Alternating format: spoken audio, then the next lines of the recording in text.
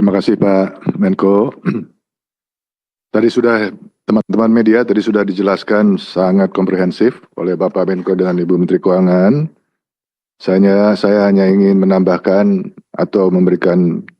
penekanan ya, terhadap apa yang tadi disampaikan oleh Pak Menko dan Ibu Menteri Keuangan berkaitan dengan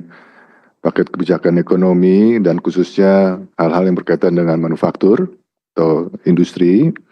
Di sini kita bisa lihat bahwa pemerintah memberikan perhatian yang besar ya, terhadap sektor manufaktur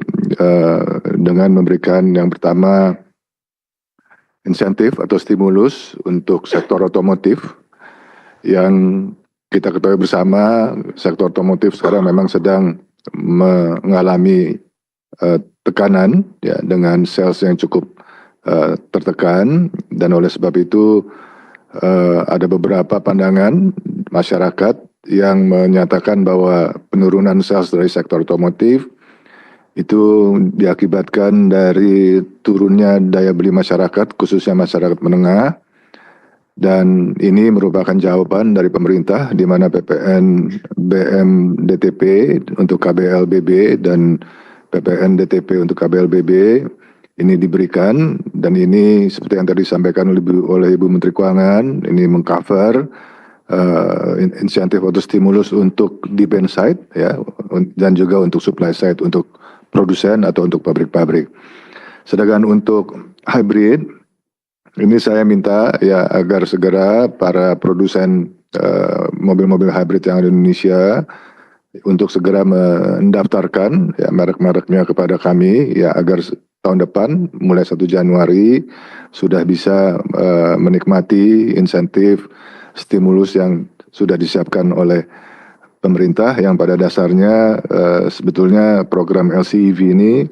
sudah diatur dalam Permen 36 ya, tahun 2021, termasuk untuk hybrid, termasuk di dalamnya ada pengaturan mengenai nilai TKDN yang harus menjadi kriteria dari peserta program ini. Juga dilaporkan bahwa pada tahun 2024 ya,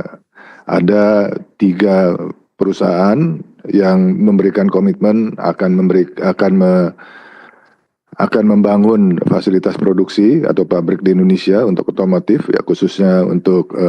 EV, yaitu yang pertama BYD, yang kedua Citroen, dan yang ketiga Ion. Dan oleh sebab itu ketiga perusahaan tersebut, ketiga merek tersebut ini akan menikmati insentif stimulus yang tadi disampaikan oleh Pak Menko dan Ibu Menteri Keuangan, biaya masuk 0% dan PPN BM-DTP 15%. Dan kalau kita melihat ini upaya pemerintah juga memberikan signal ya kepada investor bahwa sebetulnya regulasi yang ada di Indonesia itu cukup kompetitif, termasuk hal-hal yang berkaitan dengan insentif dan stimulus, sehingga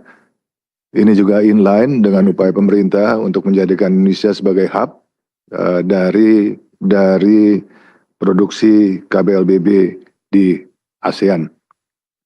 Selanjutnya yang menjadi catatan juga untuk sektor manufaktur ya, yaitu sektor padat karya, di mana pemerintah menyiapkan insentif stimulus untuk menjaga kinerja industri padat karya dengan skema pembiayaan industri padat karya, di mana tujuannya tentu untuk mendukung kebutuhan pembiayaan